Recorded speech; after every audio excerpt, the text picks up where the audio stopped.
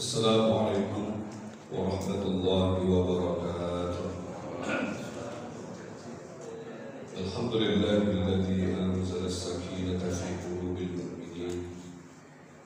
Wassalatu wassalamu ala asyrafil anbiya'i wa sayyidil mursalin.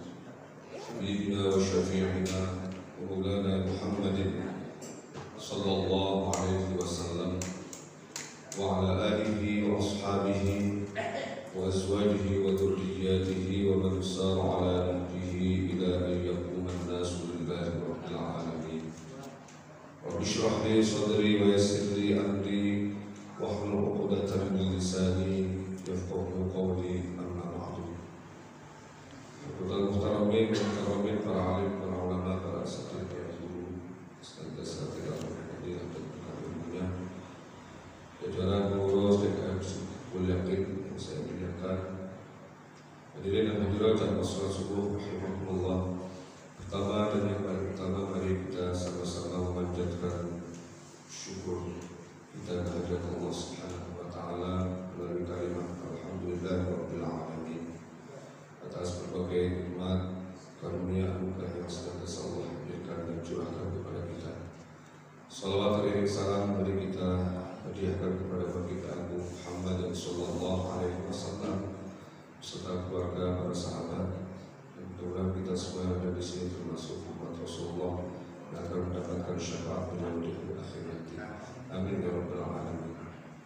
Bapak dan Ibu, hadirin dan hadirat jamaah salat subuh yang berbahagia, di kesempatan yang lalu kita sudah menyelesaikan kajian surah Toha pada ayat yang ke-9, ayat yang ke-8, berbicara tentang kekuasaan Allah Subhanahu wa taala yang tanpa batas, mengetahui semua yang rahasia, bahkan yang lebih tersembunyi, sesuatu yang tampak bahkan yang belum terbersih di dalam benak kita pun Allah Maha tahu. Maka pada kesempatan kali ini kita akan berbicara tentang kisah Nabi Musa, kisah Nabi yang paling banyak disebut di dalam Al-Quran. Maka disebut Kalimullah. Dan beliau juga merupakan Nabi yang paling banyak diajak berbicara secara langsung dengan Allah, sehingga disebut Kalimullah tadi. Kisah Nabi Musa tentu saja merupakan kisah yang sangat inspiratif, khususnya bagi Rasulullah SAW. Jadi mengapa Al-Quran banyak sekali memaparkan, menjelaskan tentang kisah-kisah, baik itu kisah para nabi terdahulu atau kisah orang-orang terdahulu, baik yang soleh maupun yang toleh, kisah-kisah umat terdahulu, tentu saja supaya orang-orang yang membacanya bisa mengambil pelajaran, bisa mengambil ibrah, bisa mengambil hikmah. Laqad kana fi qasasihim ibratun li ulil albab. Dalam ayat Al-Quran diciptakan seperti itu. Dalam kisah-kisah mereka itu ada ibrah, ada pelajaran, ada hikmah yang bisa dipetik oleh orang-orang yang berakal. Maka kisah Nabi Musa akan kita sampaikan pada kesempatan kali ini. Mudah-mudahan kita bisa stuck di dalamnya hikmah dan pelajaran untuk kita terapkan dalam kehidupan sehari-hari kita. Allah Subhanahu wa taala berfirman, A'udzu billahi minasyaitonir rajim. Wa hal ataka hadits Musa? Dan apakah telah sampai kepadamu kisah Musa? Idh ra'a naran faqala li ahlihim kuthu inni anastu nara la'alli atikum minha biqabasin aw ajidu 'ala an-nari huda. Idh ra'a naran, ketika ia melihat api, faqala li ahlihi, lalu ia berkata kepada keluarganya, umkuthu, tinggallah kamu, inni anastu nara, sesungguhnya aku melihat api, la'alli atikum minha biqabasin, mudah-mudahan aku dapat membawa sedikit darinya kepada kamu, au ajidu 'alan nari huda, atau aku akan mendapat petunjuk di tempat api itu.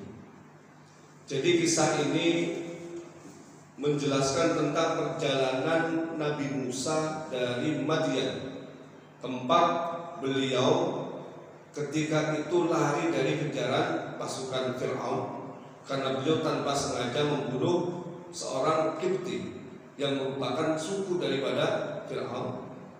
Beliau dikejar-kejar kemudian lari sampai ke Madian. Di Madian itulah beliau kemudian menemukan jodoh, bertemu dengan seorang soleh yang sebagian ulama mengatakan sebagai Nabi Syuaib, tapi sebagian yang lain bukan. Perbedaan itu tidak penting. Yang terpenting adalah bahwa Nabi Musa hijrah ketika itu dari Mesir ke Madian dan kemudian mendapatkan kehidupan yang tenang dan tentram di sana, bahkan mendapatkan jodoh yang solehah.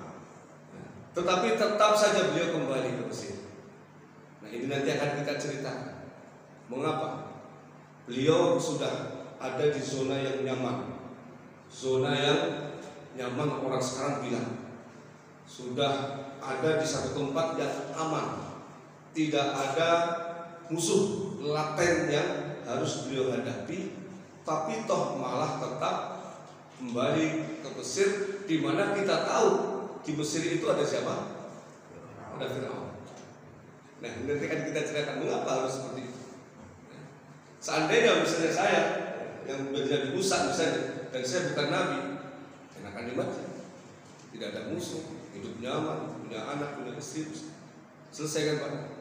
Nah, tapi kalau orang-orang besar, orang-orang terpilih, orang-orang yang memang militan, itu tidak seperti itu. Kalau sudah ada sisi yang nyaman, selesai. Ya. Harus ada tantangan yang berat, tantangan yang hebat. Harus ada sesuatu yang akan memunculkan jati diri. Nah, inilah yang terjadi kepada Nabi Musa. Maka kemudian beliau kembali ke Mesir, dan ketika itu ya, ada di tempat yang sangat gelap, udaranya sangat-sangat dingin. Ya. Jadi Bapak dan Ibu, padang pasir di Arab sana, kalau musim dingin itu dinginnya luar biasa. Dan bisa jadi ini adalah musim dingin. Karena apa? Karena ketika itu Nabi Musa dan keluarganya merasa amat sangat kedinginan. Maka kemudian ketika ada api, dilihat ada api, maka kemudian Nabi Musa ketika itu ya, tinggallah kalian di sini. Saya akan menuju tempat itu. Di sana ada api. Siapa tahu saya bisa atau kita bisa mengambil sedikit dari api itu untuk menjadi penerang jalan, karena gelap gulita ya. Dan bisa kemudian mengarahkan kita ke tempat kemana kita akan menuju. Baik, kita lanjutkan. Jadi bagian dari kisah Nabi Musa, tentu saja yang pertama tujuannya apa? Mendorong Nabi Muhammad SAW untuk meneladani Nabi Musa dan nabi-nabi lain dalam mengemban berdakwah.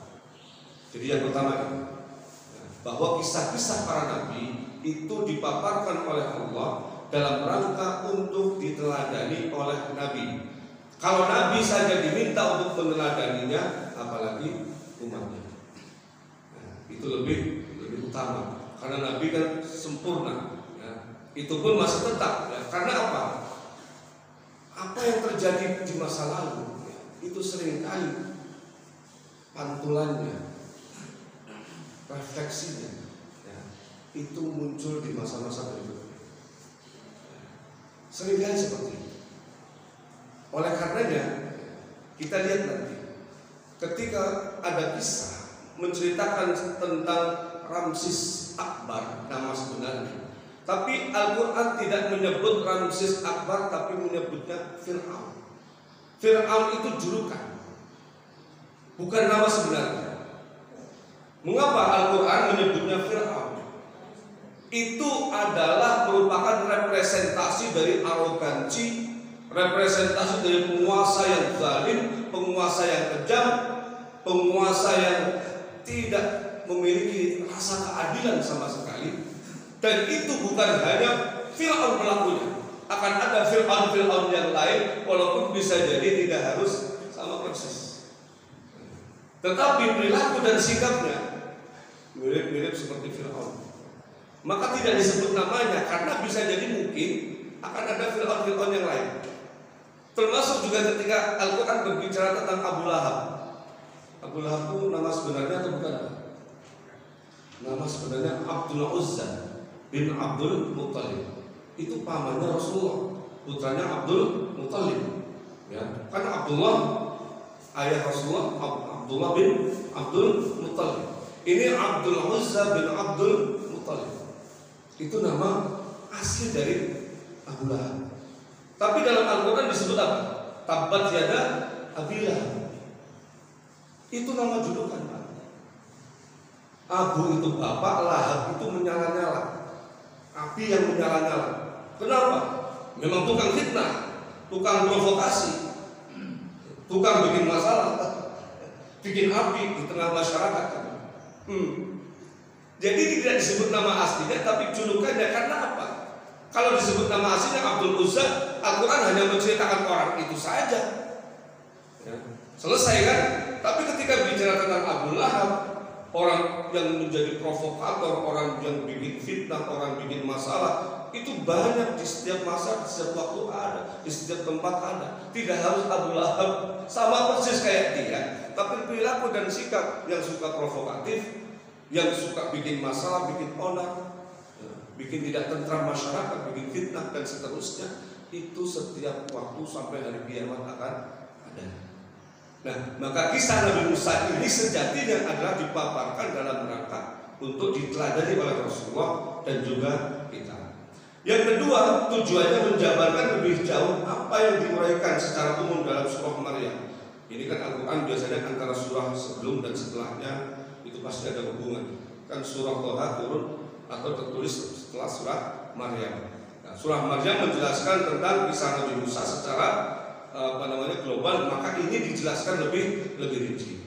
Yang ketiga, mengukuhkan tema dan tujuan surah Toha, bahwa kehadiran Al-Quran bukan untuk menyengsarakan Rasulullah dan umatnya, tetapi untuk membahagiakan dan mensejahterakan kita semua, seperti yang terjadi pada Nabi Musa. Nabi Musa terusir dari Mesir, kemudian pergi ke Madian, kembali ke Mesir, menang. Ya kan? Fir'aun kan KO kan. Itu. Jadi ingin meneguhkan hati Rasulullah. Sehebat apapun musuh yang dihadapi, ya, Fir'aun itu tidak ada lawan. Kekuatannya saat itu tidak ada yang menandingi. Dari segi apapun, secara fisik Nabi Musa bisa jadi memang fisiknya luar biasa, tapi beliau pernah sakit. Fir'aun nggak pernah sakit. Nah, yang kedua dari sisi kekuasaan, tidak ada satupun raja-raja kecil yang ada di sekitar Mesir yang berani melawannya karena kekuatan bala tentaranya yang sangat luar biasa. Nabi Musa seorang diri, ya, menghadapi kekuasaan yang sedemikian tirani, demikian hebat, tidak tertembus oleh siapa. Nah, ini kan tantangan yang amat sangat berat digambarkan kepada Rasulullah, bahwa apa yang dihadapi Rasulullah juga berat, tetapi bukan berarti beliau sendirian. Ada juga nabi-nabi yang lain yang sama beratnya tugas mereka dalam berdakwah. Maka kalau kita dalam kehidupan sehari-hari, Pak, kita susah hidupnya, ternyata ada yang lebih susah dari kita, itu langsung alhamdulillah. Dengar, ada orang nangis, keluar dari rumah nangis, Allah, saya nyeker. Tahu nyeker, Pak, ya? Keluar dari rumah nyeker, nggak pakai sendal karena nggak bisa beli sendal, saking miskinnya. Nangis dia, Allah, kok miskin kok kayak gini banget ya, sampai beli sandal aja nggak bisa. Begitu dia ada di jalan, lihat ada orang, jangankan sandal, kaki aja nggak punya, jalan pakai tongkat, loncat-loncat kayak begitu. Langsung bilang, alhamdulillah, saya nggak punya sendal, dia nggak punya kaki gitu. Ya Pak ya, langsung bersyukur kepada Allah Subhanahu wa Ta'ala. Ya seperti itu ya. Nabi pun butuh butuh sugesti, butuh support. Dan supportnya melalui kisah-kisah para nabi terdahulu juga, bahwa tantangan hidup yang nabi-nabi terdahulu hadapi itu tidak kalah beratnya dibandingkan Rasulullah SAW. Makanya Nabi juga diberi jaminan yang terjadi kepada para nabi terdahulu, termasuk kepada Nabi Musa, sekalipun begitu hebat tantangan, rintangan yang dihadapi, bahkan beliau sama seperti Nabi terusir juga. Supaya Nabi kan terusir juga ya dari Mekah. Nabi Musa sudah terusir, tapi toh pada akhirnya kemudian kembali lagi, bahkan mendapatkan kemenangan. Oke. Yang keempat, perlunya berhijrah.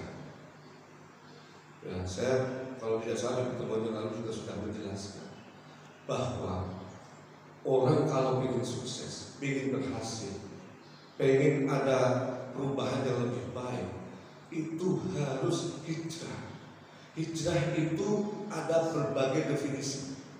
Bisa hijrah tempat, tapi juga tidak harus pindah tempat, tapi hijrah sikap, hijrah sifat, hijrah perilaku. Orangnya masih tetap, tapi mindsetnya berubah. Hijrah. Nah, ini orang ada di tempat yang sama, tapi mindsetnya berubah. Tadinya dia berpikir bahwa hidup ini sulit, tapi kemudian dia rubah. Apa ada yang sulit?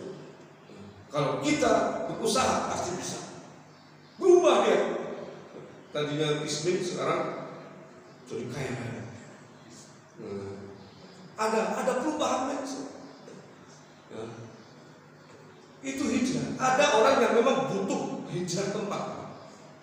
Dan itu banyak, para nabi juga begitu. Ketika sudah menetap di satu tempat, apa yang kita mempertahankan? Ketika kita menetap di satu kerjaan atau di satu instansi, di satu perusahaan, di satu apapun itu, hijrah pasti akan mendapatkan keberkahan. Wa may yuhajir fi sabilillah yajid fil ardi muraghman katsiran wa sa'a. Ada kesempatan, ada keluasan rezeki yang lebih. Saya alhamdulillah pernah hijrah dari Tegal ke Jakarta, hijrah tempat. Tapi juga saya pernah hijrah mindset. Alhamdulillah ini. Dan saya merasakan betul. Mindsetnya apa? Mindset bahwa yang namanya penghasilan, ya, rezeki ya, itu jangan yang kita dapatkan secara matematis, yang kita pegang di tangan. Itu namanya gaji. Tapi penghasilan, rezeki itu Allah yang atur.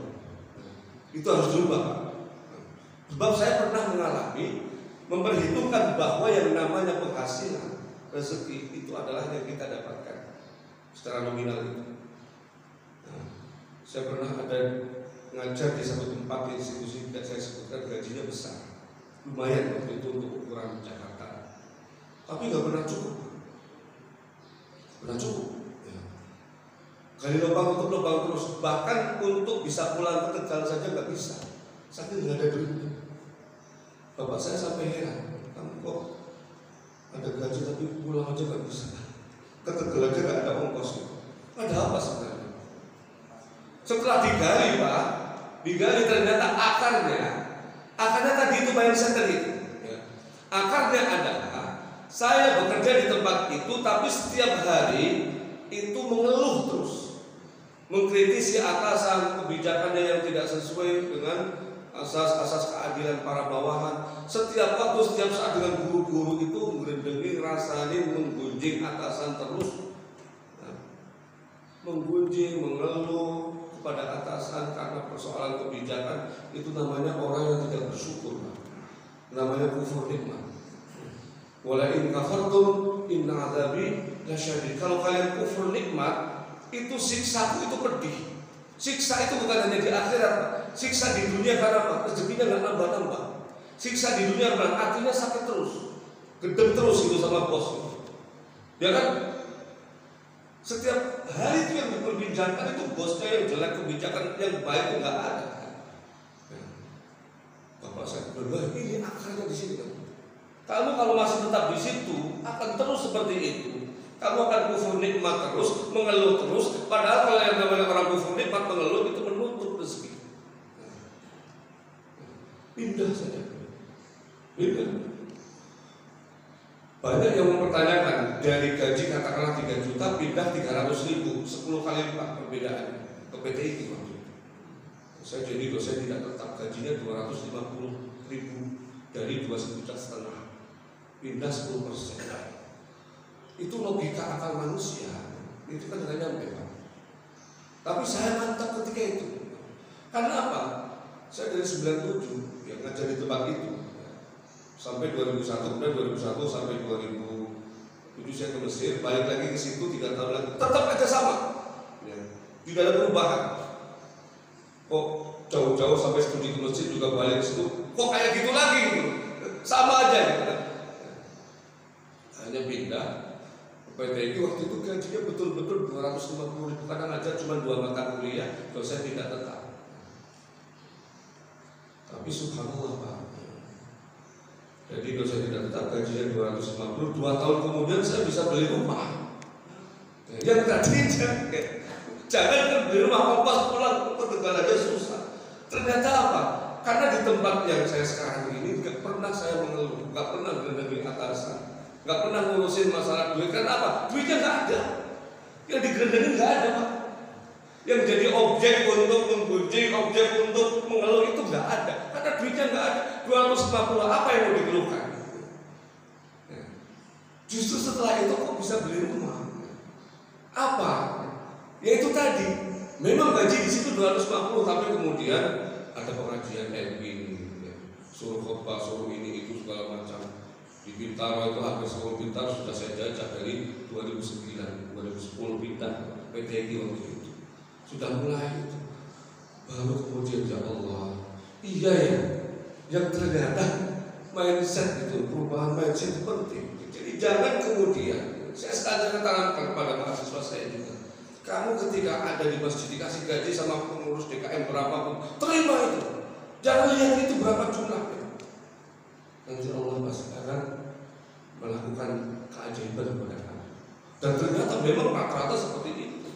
Nah kalau kita Pak mengandalkan misalnya dapat 5 juta itu saja, ya itu yang ditolak.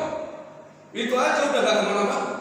Nah, tapi kalau kemudian kita jadikan bahkan 500.000, ya Allah 500.000 kan rezekimu, insya Allah saya yakin ya. Karena ini urusannya adalah urusan sesuatu yang memang wilayah kewenangan Allah. Domainnya adalah Allah. Dan kita kadang-kadang terlalu dalam masuk ke wilayah yang bukan wilayah kita. Saya sering kali katakan, jangankan yang 3 hari ke depan, 5 hari ke depan, 5 tahun ke depan, 1 detik setelah ini saja urusan siapa? Kita bisa nggak ngatur? Bisa nggak? Nggak bisa. Itu urusan Allah. Yang ngapain kita repot-repot? Jalani aja yang ada itu, toh pada akhirnya akan sampai. Makanya kemudian yang disebut wali itu Pak, syaratnya cuma ada 2. Kalau bapak dan ibu pengen jadi wali, pengen jadi kekasih Allah, 2 saja syaratnya. Nggak khawatir masa depan, nggak pernah sedih kalau kehilangan. Udah.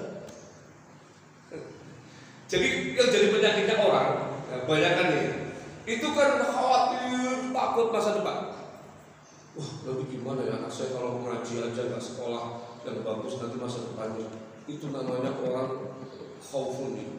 Wah, takut, khawatir, fobia sesuatu yang belum terjadi. Nanti kalau menantu saya ya cuma hafal Quran, cuma hafal Quran Pak.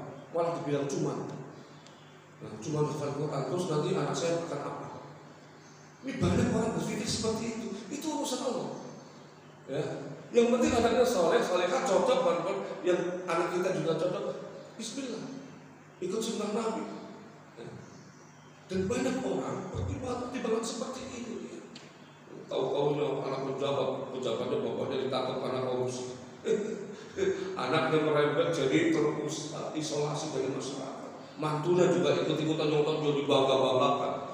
Yang seperti itu banyak sekali terjadi. Nah, ini yang pertama, penyakit yang bikin orang tidak bisa jadi kekasih Allah itu adalah takut masa depan. Yang kedua, ketika kehilangan sesuatu itu bapernya nggak habis-habis. Bukan hanya kehilangan barang, kehilangan muka pun ya, nggak didudukan di depan karena dia tokoh. Ya. Itu bapernya sama panitia sampai 2 tahun nggak nyapa. Nah, orang yang kayak begini Pak, nggak bakal jadi wali, nggak bakal jadi kekasih Allah. Ya. Kehilangan, jangankan kehilangan uang besar, misalnya uang miliaran atau anak atau istri dipanggil oleh Allah, lagi suka-suka misalnya pengantin baru atau anak yang baru lagi punya anak pertama diambil oleh Allah. Ya. Ini kadang-kadang kehilangan sesuatu yang sepele saja, hanya uang 5.000 saja. Itu kemudian mencak-mencaknya kesana kemari seolah-olah kehilangan semuanya. Nah orang-orang kayak begini susah Pak untuk mencapai level wali tadi, kekasih Allah. Ya. Sebab apa? Untuk jadi kekasih Allah itu tadi alladzina amanu wa kanu yattaqun. Tadi kan hasilnya apa? Akan tidak takut masa depan dan tidak sedih terhadap apapun yang terjadi, sekalipun itu paling menyedihkan menurut orang lain. Dia tetap akan tertawa, tetap akan tersenyum. Nah, tapi untuk mencapai itu, alladzina amanu wa kanu yattaqun, harus iman dan takwa dulu. Ya. Ada satu kisah Pak. Ini luar biasa di masa Nabi Musa. Ya, ini yang Nabi yang kita kisahkan. Ini Pak, jadi wali ternyata nggak serumit yang kita bayangkan. Insya Allah kita semua bisa kalau kita membaca kisahnya. Ya. Jadi ada seorang yang masih muda usianya 40-an. Tapi apa? Dia itu biang kerok, bromocorak, residivis, penjahat kelas paus, bukan hanya kakak kekecilan. Penjahat kelas pausnya bengkak lagi. Ya, lagi disulat. Sampai kemudian masyarakat itu tidak ada yang berani, saking jawarannya dia. Ya, sudah sakti, ya. Kemudian wah bikin orang segala macam, semua orang takut sama dia. Tidak ada yang berani memusiknya. Tapi kejahatannya itu luar biasa, meresahkan masyarakat. Ketika itu kemudian masyarakat ya, berbondong-bondong ke tempat ibadah, bermunajat kepada Allah. Saking putus asanya mereka menghadapi orang ini Pak, nggak bisa dihadapi Pak, polisi semua kalah gitu. Ibaratnya begitu. Akhirnya mereka bermunajat kepada Allah, ya Allah, kami punya satu orang, tapi masalah yang dibuat oleh dia itu luar biasa sehingga semua orang resah. Tolong ya Allah, ya, selesaikan masalah ini. Duduk satu tempat itu semuanya bermunajat, ya, istighosah kepada Allah, dijawabkan. Akhirnya Nabi Musa, tuh ada biang kerok di satu tempat, usir dia. Nabi Musa akhirnya langsung tandang Pak, orang Jawa bilang, langsung mendatangi tempat itu. Tahu yang datang Nabi Musa kira-kira ngepel nggak orang itu? Ya jelas ngepel, ya. 1 kali pukul mati. Nabi Musa datang diusir orang itu, nggak berani, pergi dia. Pergi ke tempat lain, sama seperti kejadian di tempat sebelumnya, bikin onak lagi, bikin masalah lagi. Masyarakatnya resah semua, gelisah semua, sampai kemudian munajat lagi kepada Allah. Nabi Musa lagi diutus sama Allah. Musa, orang itu lagi, tolong usir dia.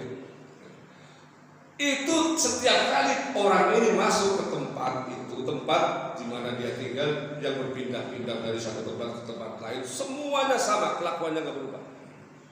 Tukang bikin orang, bikin masalah, bikin tidak tentram masyarakat.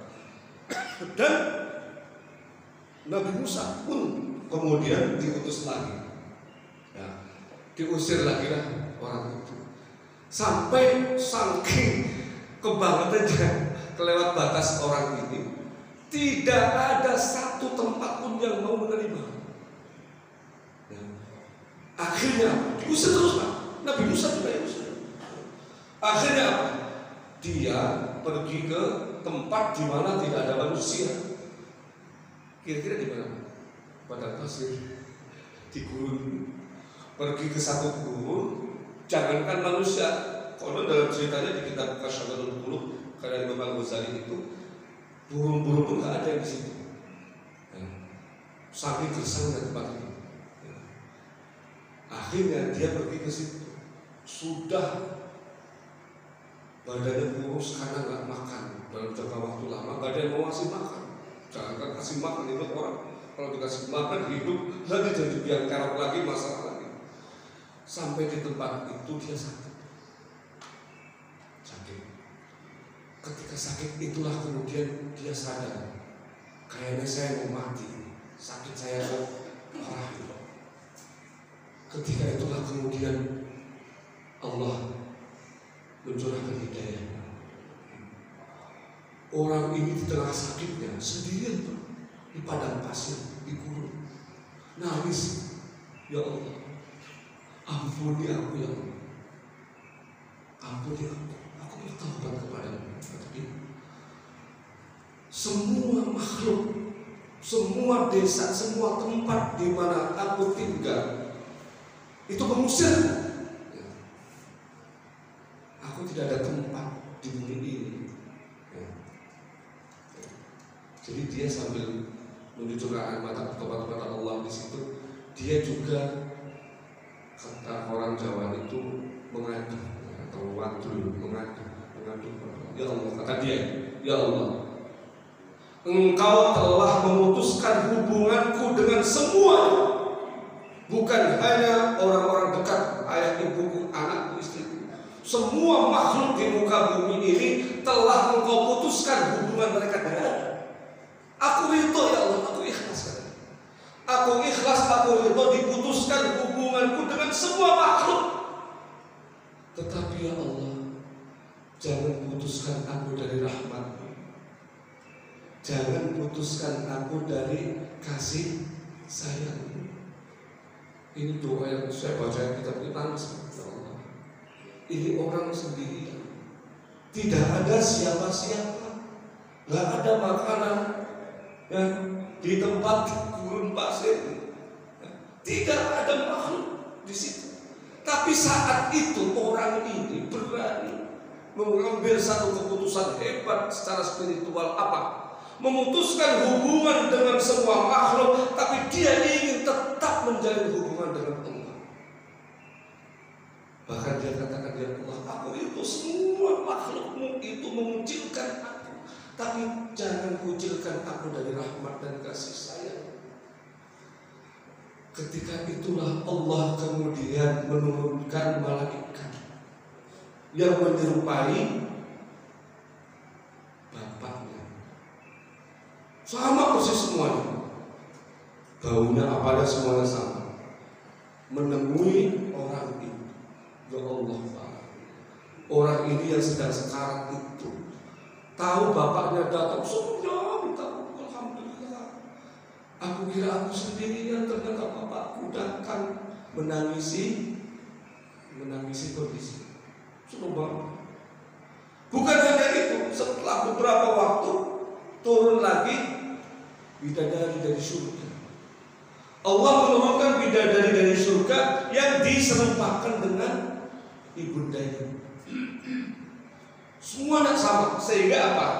Orang ini yakin bahwa itu ibunya. Wah, tambah senang dia. Mau peluknya ditangis dia. Bahagianya luar biasa. Dia ya Allah, ternyata kasih sayang seperti ini. Engkau bahkan mendatangkan bukan hanya ayahku, tapi ibuku. Aku ikhlas dan rindu kalau sekarang dipanggil oleh. Belum cukup ternyata. Nanti dulu datang lagi bidadari yang lain dalam wujud istrinya.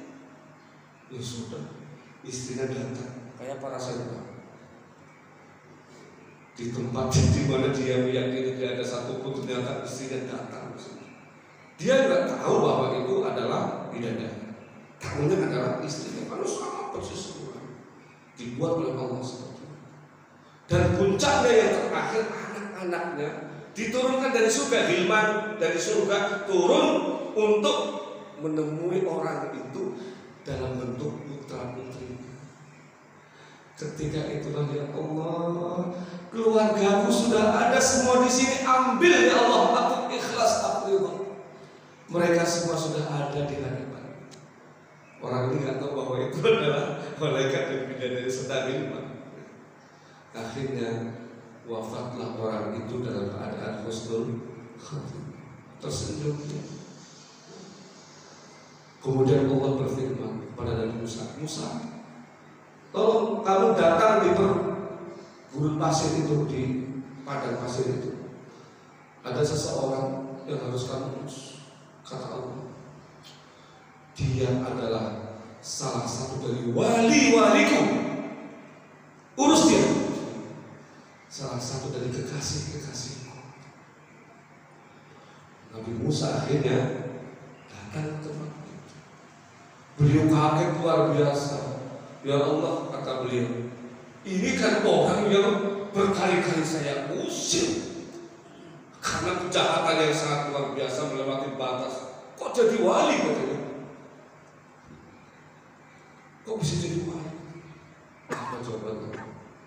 Orang ini, kata Allah, telah memutuskan hubungan dengan semuanya, makhlukku, semuanya dia putus. Dia hanya ingin menjalin hubungan dengan aku. Kalau ada orang-orang seperti itu, dia pasti akan menjadi kekasihku. Ya. Kata Allah, jangankan aku, langit dan bumi, kalau ada orang meninggal, kok tidak ada satupun yang ngurus? Karena apa? Meninggalnya dimakan singa, meninggalnya dimakan ikan paus, meninggalnya tenggelam, meninggalnya kapal terbang sampai hangus, semuanya tidak terurus. Itu yang ngurus siapa? Yang ngurus malaikat dan langit dan bumi menangisi semua.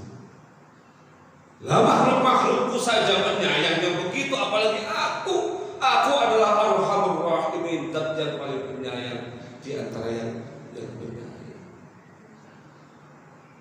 Membaca kisah ini, ternyata menjadi wali kekasih Allah itu tidak harus jadi kiai, tidak harus jadi ustaz jubahnya panjang begitu, sorbannya melintang kemana-mana, tasbihnya besar-besar, nggak harus begitu. Bisa di tempat kerja kita, tapi koneksi hati dan jiwa kita kepada Allah nggak pernah putus. Ya, seperti orang ini mengkoneksikan hati dan jiwanya kepada Allah. Ya. Kalau pengen jadi wali yang beneran ini, putuskan semuanya. Semakin kita melonggarkan ikatan itu, semakin kita jadi kekasih Allah, semakin dekat kita kepada Allah. Karena apa? Yang seringkali menjadi pengganggu, menjadi penghambat, itu tadi Pak, urusan gengsi, akhirnya tidak saling sapa, ya kan? Tidak silaturahim, ya, gara-gara tadi itu tidak ditempatkan duduk di depan. Urusan yang seorang lebih kaya, padahal kerjanya sama, nasibnya lebih bagus, akhirnya muncul iri. Penyakit ini dipelihara, akhirnya apa? Nggak sampai-sampai untuk bisa menjadi kekasih Allah. Karena apa? Ikatannya terlalu kuat dengan dunia. Nah, kan saya pernah menyampaikan, kalau tidak salah, perbedaan antara mukmin dan munafik itu apa sih Pak? Orang mukmin itu yang dipikirkan hanya Allah, karena dia beriman kepada Allah, yang dipikirkan ya Allah. Tapi orang munafik yang dipikirkan manusia. Mengapa dia jadi munafik?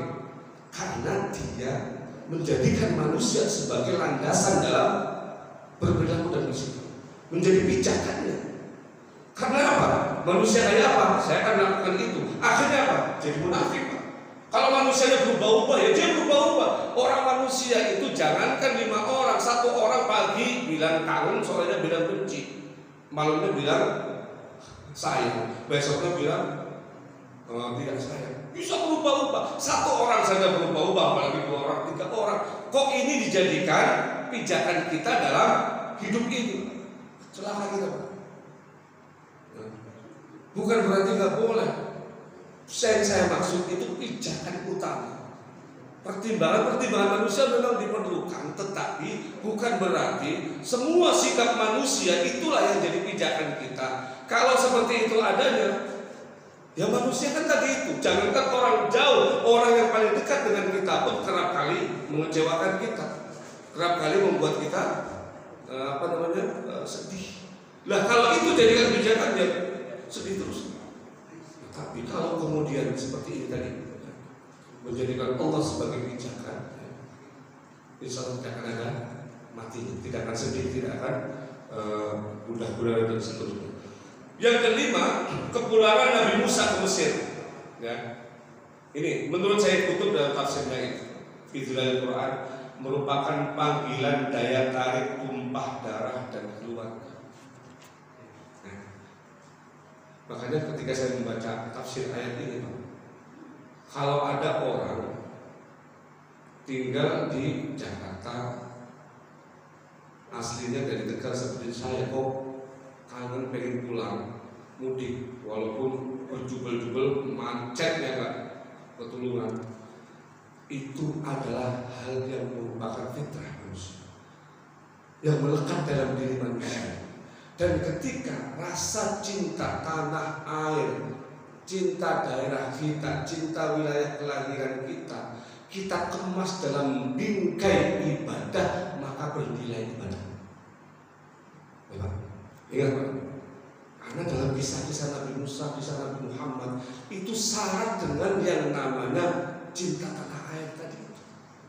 Makanya kalau ada orang ketika dia 17 Agustus niat menghormat bendera, diniati saya menghormati dan mencintai tanah air saya, dapat pahala. Bukan benderanya, bukan bendera itu cuma simbol, tapi hati dan jiwa kita itu terikat dengan mahabbah, cinta kepada tanah air kita. Itu adalah ibadah.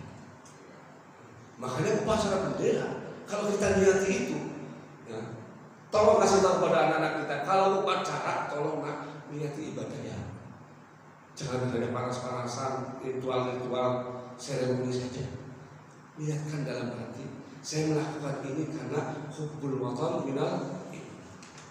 Ulama itu dulu yang merumuskan itu, bukan saya. Hubbul watan minal iman itu ya, mereka ambil dari intisari ayat-ayat Al-Quran, hadis-hadis Nabi. Nabi itu pernah menangis ketika beliau mau hijrah. Wallahi kata beliau, innaki sudah engkau Mekah, iku ahabbu ilallahi ilayya, ahabbu ilallahi ilayya. Itu adalah bumi yang paling dicintai oleh Allah dan paling aku cintai. Walaula anna qaumaki akhrajuni akhraju, seandainya kaummu tidak mengusirku dari engkau, saya tidak akan pernah pergi. Itu Rasul sampai bersumpah demi Allah bahwa Mekah itu adalah bumi Allah yang paling dicintai dan bumi yang paling aku cintai. Aku cinta tanah air. Itu Nabi mengatakan dalam hadis. Loh, kalau kemudian ada orang mencintai negaranya disebut sebagai bid'ah, terus apa? Ini ajaran agama. Jadi karenanya saya sering kali sampaikan, tolong hal-hal yang sifatnya ritual, menyanyikan lagu Indonesia Raya, itu jangan hanya dilaksanakan untuk ritual-ritual seremoni saja, tapi diniati Indonesia Raya, menyanyikan lagu Indonesia Raya dalam rangka untuk menumbuhkan cinta dan mahabbah kita kepada bangsa dan negara kita, itu akan dinilai ibadah. Coba. Jadi ibadah itu bukan hanya sholat. Sebab kalau kemudian cinta kepada negaranya itu luntur, ini bahaya besar. Tadi sudah kita sampaikan, Nabi Musa ada di zona nyaman di Madyan, tetapi mengapa beliau balik ke Mesir? Yang pertama tentu saja karena wahyu dan perintah Allah. Yang kedua, beliau itu cinta tanah air beliau. Kecintaan beliau kepada tanah airnya itulah yang menghantarkan beliau balik ke Mesir dalam rangka apa? Untuk mensejahterakan bangsanya sendiri, untuk memakmurkan rakyat yang ada di wilayahnya sendiri. Nah, maka inilah sebenarnya kenapa Nabi Muhammad itu ketika kiblat itu ada di Baitul Maqdis, itu hati beliau gundah. Hati beliau gundah. Ya. Kiblatnya ada di Palestina. Mengapa? Kira-kira kenapa, Pak? Ketika perintah kiblatnya beralih dari Ka'bah ke Palestina, ke Baitul Maqdis, itu beliau bolak-balik itu nengok-nengok ke langit itu ya, untuk sepertinya meminta, ya Allah ganti kiblatnya. Itu mengapa? Karena beliau bagaimanapun itu orang Mekah, sehingga pengen tanah airnya itu ya menjadi tempat di mana dia itu menyembah, bukan ke Palestina, itu punya nabi yang lain. Maka kalau ada orang yang dari Bukit Tinggi, ya Pak, suka Bukit Tinggi, suka daerahnya, ya itu wajar. Bahkan kalau tadi itu ya diniati ya, untuk ibadah, bernilai ibadah. Maka saya kalau dibilang ya, kamu Ustadz ngaplak ya, iya saya Ustadz ngapak-ngapak ya. Seneng saya Pak dibilang orang Tegal, karena apa? Bahasa Tegal itu unik ya. Ya, itu aneh, itu bahasa yang paling aneh sedunia gitu. Ya, maka saya bangga. Nah kalau seperti itu ya wajar. Nabi juga bangga dengan daerahnya. Bahkan ketika urusan ibadah pun pengennya kiblatnya itu di Mekah, bukan di Baitul Maqdis. Maka beliau bolak-balik ada kelangan seperti itu. Allah yang tahu qadna wa taqallu wajhika fis sama falan walidana, dan terus ke ayatnya. Ya udah balikin lagi ke Mekah. Seneng banget ya. Nah ini makanya saya tutup itu menjelaskan bahwa orang itu ketika hidup ya, supaya dinamis Pak, supaya hidupnya ini bermakna dan terus maju, itu biasanya dimotivasi digerakkan oleh 4 hal. Yang pertama menurut beliau ya, ini saya menyampaikan adalah kerinduan, kangen gitu. Itu akan menggerakkan. Kalau positif jadi positif, negatif jadi negatif. Mengapa Pak? Kangen itu penting, rindu itu penting. Rindu bukan hanya kepada istri atau anak kita, tanah air kita, tempat tinggal kita. Itu nanti akan menggerakkan kehidupan. Ketika bapak dan ibu saya ingin, ya, saya nanti pulang ke rumah, ya, kemudian di rumah ada istri, itu wah udah kebayang istri saya ya, di rumah ada yang nyambut gitu ya. Capek nggak Pak? Pejetin gitu ya, pejetin masuk kamar aja udah ngumpul hari libur gitu kan. Nah itu kangen, itulah yang akan menggerakkan. Rindu itulah yang akan menggerakkan. Ketika bapak ada di satu daerah yang jauh dari tempat tinggal, sekalipun paling makmur semakmur-makmurnya, tetap pada ibu pasti kangen, rindu kepada tanah air. Ya. Saya 6 tahun di Mesir itu luar biasa. Walaupun di sana itu saya waktu itu merasakan nikmat karena segalanya murah dan saya dapat beasiswa itu, tapi tetap saya jauh lebih nikmat hidup di Indonesia menurut saya. Karena kita orang Indonesia, tapi orang Muslimnya yang nikmatnya di sana. Yang kedua karena panggilan batin, panggilan jiwa.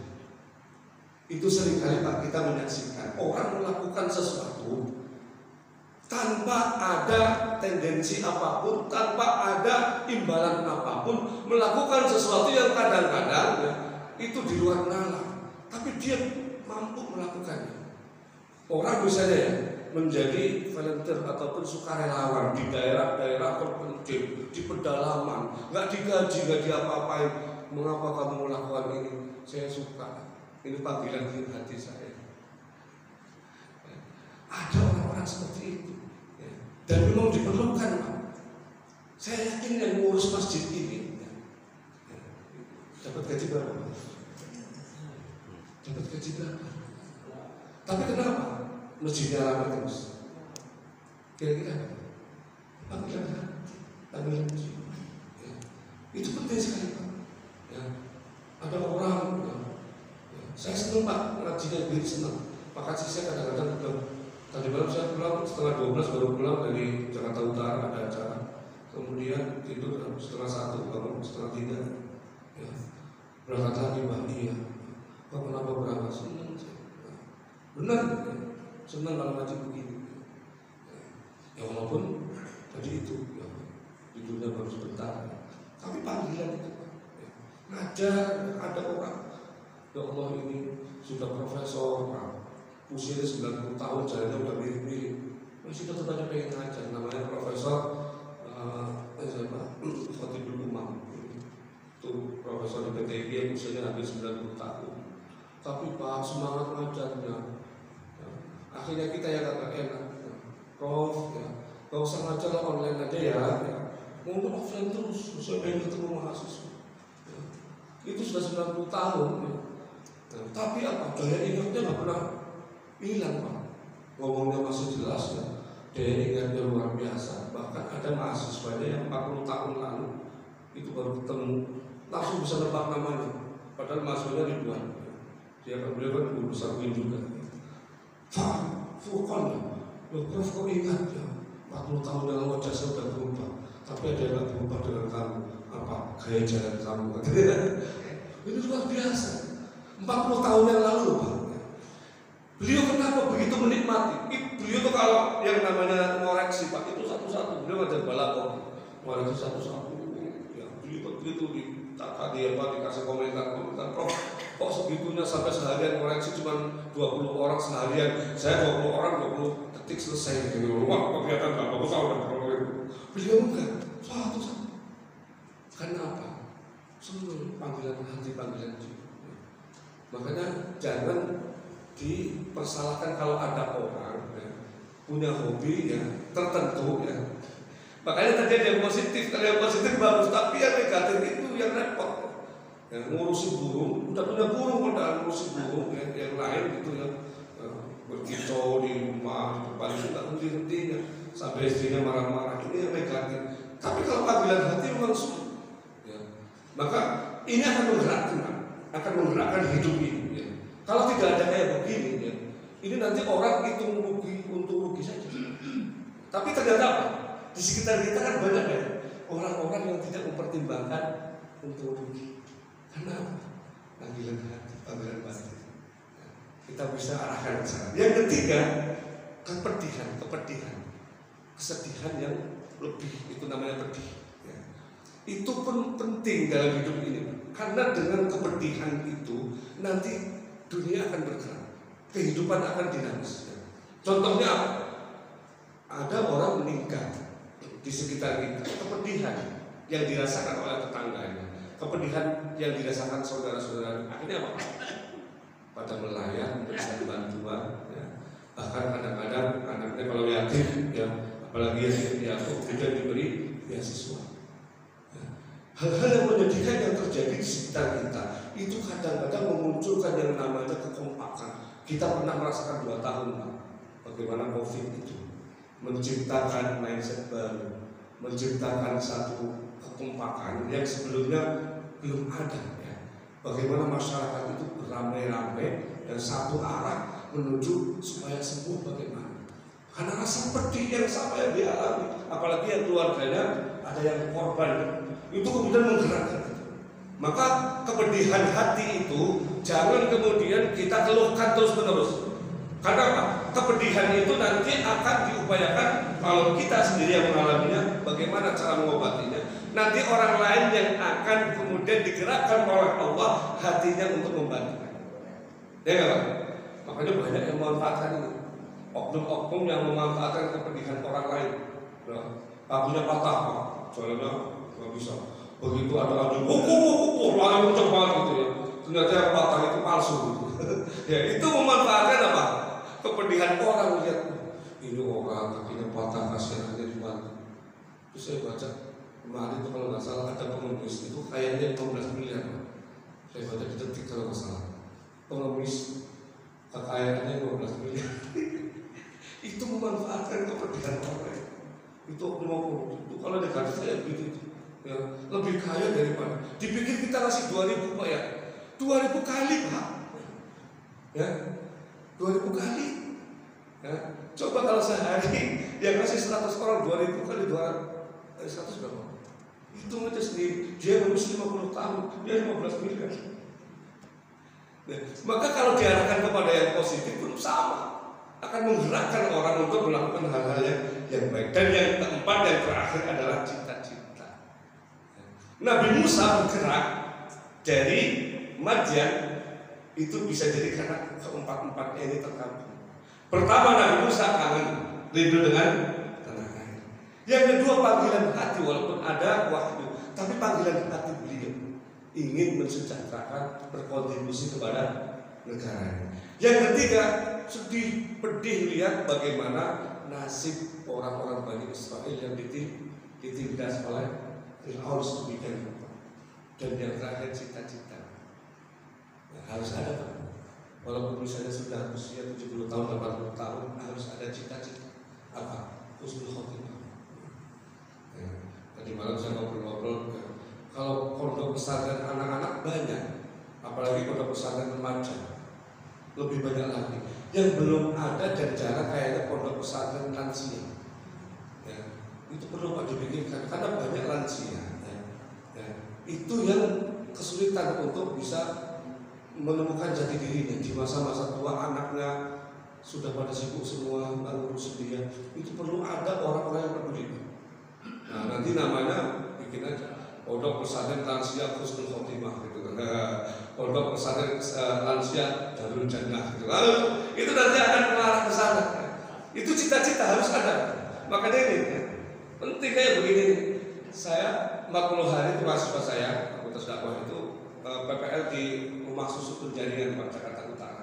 Yang disasar siapa? Oleh Pak Wali Kota yang diminta para lansia 50 tahun ke atas itu. Jadi mereka itu pengen ngaji, ya, tapi nggak ada yang ngurus karena banyak kan TPK semua. Ya. Nah, TPK-nya taman kaplak-kaplaknya nggak ada gitu kan. Kalau TPK taman guna anak-anak, kalau bahasa negara kaplak-kaplak itu udah 50 tahun ke atas itu nggak ada. Akhirnya kita di sana 40 hari ya. Tadi malam penutupan itu sampai saya pulang setengah 12 itu luar biasa ya. Antusiasme mereka. Cita-cita ini akan menggerakkan. Maka penting Pak. Nah tapi cita-cita apapun ya, harus mengarah kepada hal-hal yang diridhoi oleh Allah. Saya sering kali menyampaikan itu. Anak-anak kita Pak, arahkan. Kamu pengen jadi dokter, silakan. Tapi tolong dokter yang mengabdikan ilmunya kepada masyarakat. Ya. Jangan hanya sekedar dokter yang nyari duit dari sakitnya orang. Karena banyak Pak memanfaatkan rasa sakit orang untuk memperkaya dirinya. Pak itu jadi dokter kelihatannya profesinya terhormat, tapi sebenarnya pikirannya itu lebih kotor daripada orang-orang yang lain. Karena ini memanfaatkan kesedihan, memanfaatkan sakit orang di palak sedemikian rupa. Jadilah dokter, tapi dokter yang berorientasi ibadah. Kalau ada orang berobat kelihatannya sama sekali nggak ada biayanya hanya pisang 1 tanduk, silakan bayar dengan pisang. Nah itu silakan Pak. Jadi pejabat yang paling tinggi juga nggak apa-apa.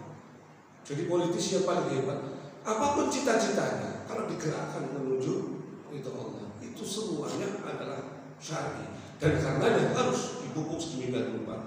Nah inilah barangkali yang bisa kita petik dari kisah Nabi Musa salah satunya.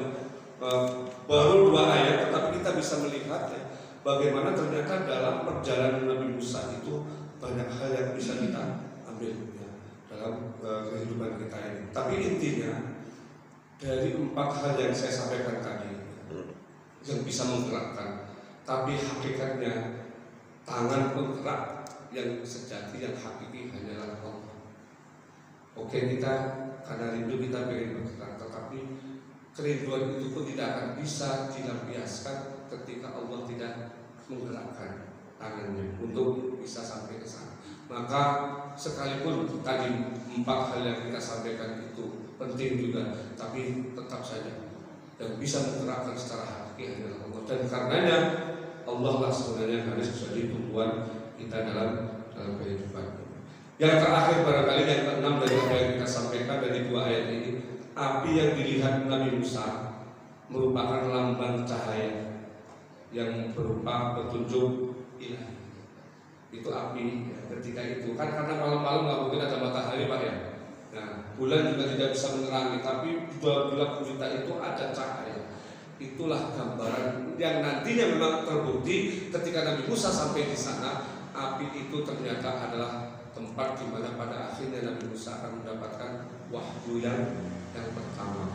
Jadi api itu sebenarnya secara simbolik saja dijelaskan di situ sebagai wujud daripada hidayah dan petunjuk Allah Subhanahu wa taala di tengah kegelapan yang mencekam itu. Demikian yang bisa kita sampaikan, jam kurang. Kalau ada yang ditanyakan sekarang, silakan. Assalamualaikum warahmatullahi wabarakatuh. Waalaikumsalam. Nama saya Muhammad Saleh Ustaz.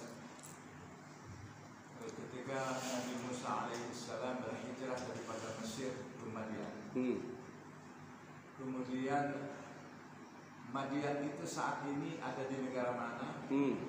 Dan putri yang dinikahi putra siapa? Ayahnya. Iya. Konon Madian itu sekarang ada di Yordania, ya. Yordan itu daerah Yordania.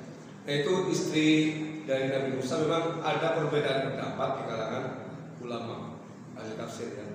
Ada yang mengatakan itu adalah putri daripada Nabi Syuaib, tapi ada juga yang mengatakan bukan Nabi Syuaib, karena jarak antara Nabi Syuaib dan Nabi Musa itu cukup jauh, ya. Jarak kehidupannya, ya. Urutannya itu Nabi Syuaib jauh, ya. Bisa jadi sudah meninggal, atau mungkin juga cucunya, ya. Jadi memang tidak ada kepastian tentang sebenarnya siapakah yang menjadi istri Nabi Musa, ya, di kalangan ulama, ya. Karena memang kalau hal-hal yang berkaitan dengan sejarah yang sudah umurnya ribuan tahun, itu terkadang melacaknya referensi-referensi yang ditemukan, ya, termasuk dalam referensi berbentuk bukan tulisan-tulisan cetakan tapi tulisan tangan, ya. Itu yang seringkali ditemukan, itu tidak bisa menjawab secara pasti bahwa siapakah. Sehingga ulama pun ketika menjelaskannya itu ada perbedaan pendapat, ya. Termasuk saya ketika baca tafsir Ibnu Quraisy juga sama, ya. Beliau tidak berani menyimpulkan sebenarnya siapa, karena sejatinya mau istrinya adalah putri dari Nabi Syuaib atau bukan Nabi Syuaib, intinya dikisahkan dalam Al-Quran itu ada seorang wanita salihah yang pada akhirnya kemudian menjadi istri Nabi Musa. Bukti bahwa dia salihah itu apa? Ketika tamshi ala istihya, ya, ketika datang menemui Nabi Musa itu berjalan dengan rasa malu, ya, canggung gitu, ya. Tidak enak walaupun tahu bahwa Nabi Musa itu menolongnya menimba air ketika itu, kan, ya. Nah, di sini kemudian digambarkan ini adalah tipe wanita solehah. Nah, biasanya kalau wanita solehah atau anak yang soleh biasanya dari bapak dan ibu yang soleh atau solehah. Nah, sehingga kalau toh kemudian tidak ada kepastian, toh tidak akan mengurangi nilai daripada kisah yang dipaparkan oleh Al-Quran, ya. Bukan hanya istri Nabi Musa sebenarnya, dalam banyak kisah misalnya Azar itu apakah bapaknya Nabi Ibrahim atau pamannya, itu ternyata berbeda pendapat. Kalau Ibrahim li abihi Azar dalam Al-Quran ada, ya. Itu ada dalam Al-Quran dijelaskan kata Azar itu penafsirannya, sebagian ulama mengatakan bapak, tapi sebagian yang lain itu paman. Yang mengatakan bahwa itu bapaknya, Al-Quran mengatakan abihi, bapaknya. Tapi yang mengatakan abihi bukan, belum tentu dalam bahasa Arab abun itu artinya bapak nasab, bisa juga bapak asuh, ya. Maka ada yang mengatakan ini paman. Alasannya apa? Alasannya kalau bapaknya Nabi Ibrahim musyrik, itu kan menyembah berhala, berarti itu keturunan Nabi Ibrahim nggak suci, nggak murni. Padahal dijamin keturunan Nabi Muhammad yang sampai kepada Nabi Ibrahim sampai ke atas itu steril, bersih dari penyembah-penyembah berhala. Maka sebagian ulama yang saya mendukung pendapat yang kedua itu, karena ada dalam tafsir Asy-Sya'rawi itu Azar itu adalah pamannya, bukan bapaknya. Nah, ini yang kayak begini banyak saya dalam Al-Quran, tapi Bapak dan Ibu, perbedaan-perbedaan itu kan tidak mengurangi nilai daripada ayat yang dibahas. Karena kalau bapaknya atau pamannya, intinya apa? Nabi Ibrahim berdakwah kepada bapaknya atau pamannya. Ya gitu Pak, ya. Ada lagi silakan. Sudah cukup, baik, kita tutup dengan doa. Allahumma shalli wa sallim ala sayyidina Muhammad wa ala alihi. Allahumma ij'alna ma'ana hadal ولا تجعل منا ولا فينا ولا منا شقيا ولا محروما. ربنا آتنا في الدنيا حسنة وفي الآخرة حسنة وقنا عذاب النار. على رب العزة عما يصفون. السلام على المرسلين والحمد لله رب العالمين. اللهم اغفر لنا وانت عليك. السلام عليكم ورحمة الله وبركاته.